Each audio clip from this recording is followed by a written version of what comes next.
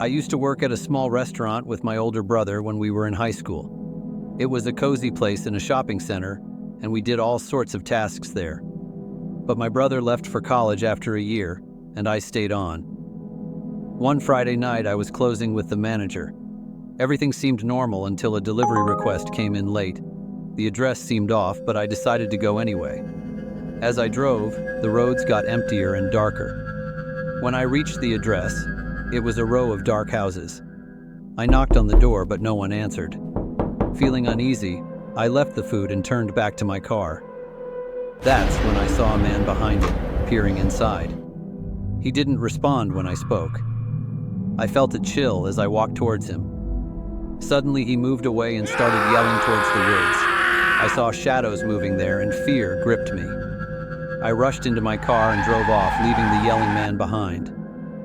Later, I learned that the house I was delivering to was empty for years. The person who ordered was a mystery. I shivered, thinking about what could have happened if I stayed a moment longer. It's a night I'll never forget. Back when I worked at the cozy coffee shop, it was a hotspot for artists and musicians. Even though it's still a favorite spot for gatherings, back then it was open all night on weekends. Working the graveyard shift was tough. Few customers came, and it could get scary being all alone. My friend Nick often kept me company during those late hours. We'd chat, he'd work on his laptop, and I'd slip him some free drinks. It made those lonely nights bearable. Nick knew the place inside out, though he never officially worked there. He was focused on his photography career. One summer night in 2019, Nick skipped our hangout because of a family wedding. I was left alone. The shop was quiet, and I barely made any tips. But then things got eerie. I saw someone walk past the window, but when I checked, no one was there. Later, when I heard someone come in, they vanished. I felt a chill, but I brushed it off. Then, Nick showed up unexpectedly. I was relieved, but puzzled. He said he'd just returned from the wedding. I offered him free drinks and got to work on his order. But suddenly his expression changed and he pulled out a knife. He had a crazed look in his eyes. I was terrified. Nick backed me into a corner, his words chilling my bones.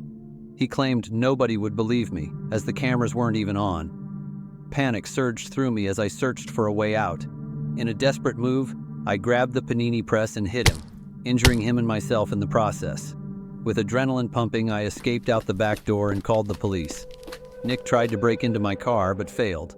By the time the police arrived, he had vanished. I was shaken but grateful to be safe.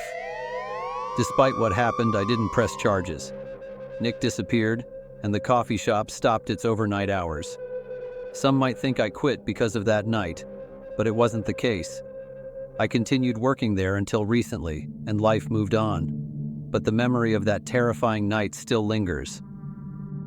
I've been part of the K9 unit for quite a while, working those late-night shifts with my partner Sammy, a spirited German Shepherd. One night, we came across something that still sends shivers down my spine. Driving down a dark road, we spotted a suspicious white van tucked among the crops.